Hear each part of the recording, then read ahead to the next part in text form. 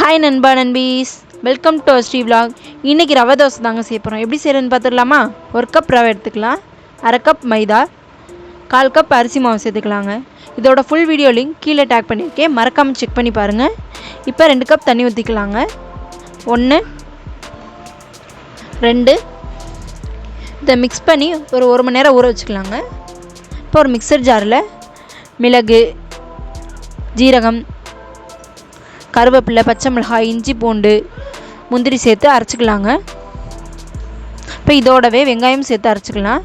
கொரகொரப்பாக அரைக்கணுங்க, நைஸாக அரைச்சிடக்கூடாது. இப்போ அரைச்சதை ஊறின மாவோடு சேர்த்து நல்லா தண்ணி ஊற்றி மிக்ஸ் பண்ணிக்கலாங்க. இப்போ மிக்ஸ் பண்ண மாவை 1 கப் எடுத்து தோசைக்கல்ல இப்படி மேலாப்பில் சுற்றி ஊற்றிக்கலாங்க.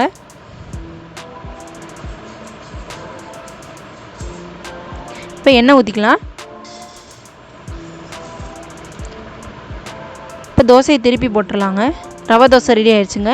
சட்னி, சாம்பார்லாம் வச்சு சாப்பிட சூப்பராக இருந்துச்சுங்க. இந்த வீடியோ பிடிச்சிருந்தா லைக் பண்ணுங்கள், ஷேர் பண்ணுங்கள், கமெண்ட் பண்ணுங்கள், சப்ஸ்கிரைப் பண்ணிக்கோங்க. நன்றி.